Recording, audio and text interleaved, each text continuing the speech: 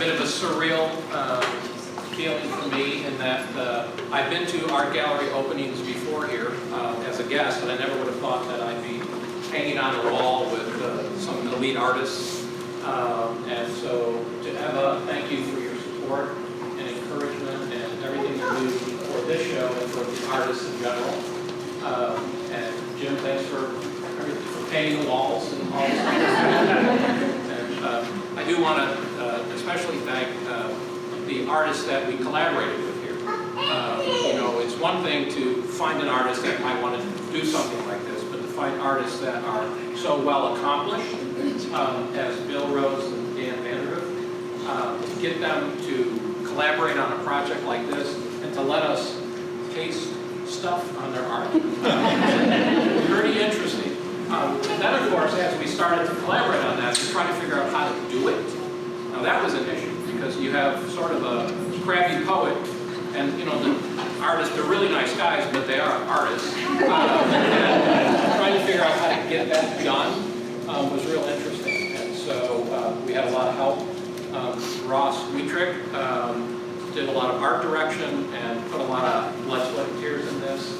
And Corey Schulda did the composition and the graphic design.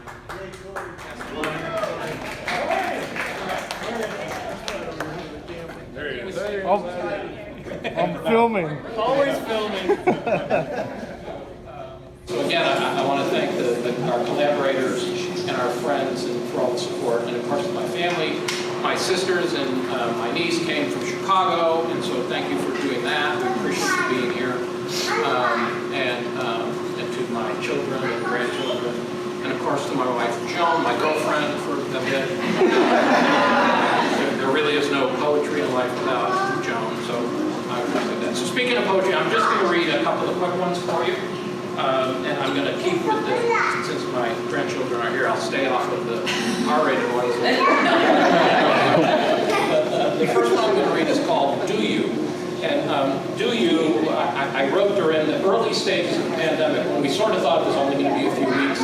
But it was a time when you're sitting around thinking about your past. And I found myself thinking about my past and being relatively happy about it, like not too many regrets, but still wondering a little bit. And so as I wondered, I wrote, and this one's called Do You? Remember me, forgotten yet there, cemented in your past? Are you alive and well?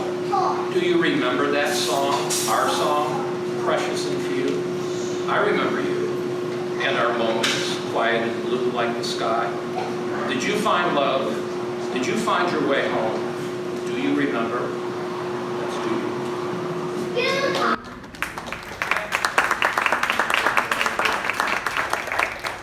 And then as you sort of go down the rabbit hole of memories, I wrote another one as I was beginning to question, you know, as an old guy, start to question, like, did I do all right, you know, was I a contender? Did I, you know, what did I miss? So this one's short, it's called Contender, and it says, whose smile did I ignore? What cry did I not hear? Whose hand did I not take? What kiss did never tell? What love did we not make? How much we never know, what love we let escape? What new could have been? What wonder could have flowed? Contenders.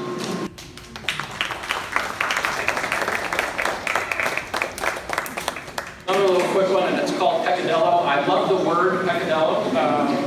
There's a lot of promise and a lot of fear in just one word, 4 syllables. It's kind of just that little sin. Maybe it's okay, just a little sin. So, peccadillo. Exactly. That's what I thought. We should leave it unexplored. If we follow this desire all the way, we may find it's consensual. Unbridled, it could be trouble. Perhaps after we would feel shaken, even sorrow. It might not matter, but I'm scared, terrified that you want to say yes too. Still, I wonder if these exotic questions are all just fragments of my dreaming to touch you in exactly the right way. That's Peccadillo.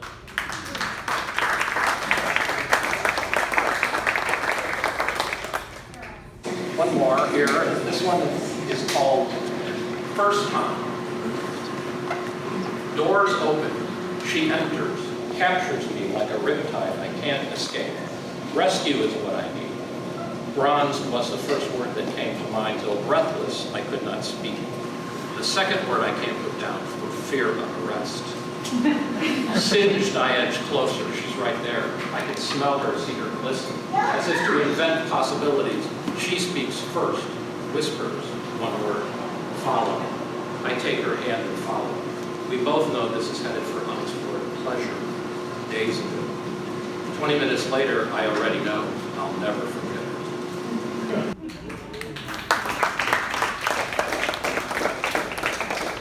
Two more quick ones.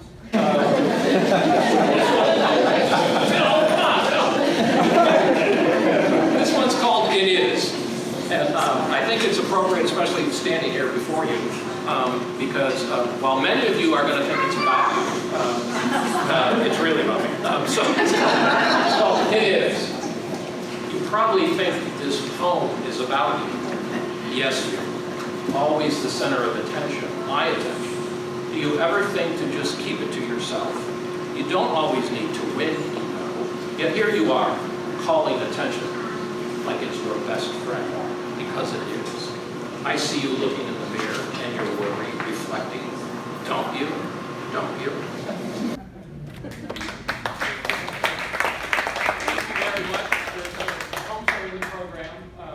And I really do appreciate so much that you came out here to look at our work and to listen to my poems. You know, a little over a year ago, I would have never shared my work, but now that I'm completely comfortable with total embarrassment, very good. So thank you all very much, and enjoy the night. And the bar is here. Thank you.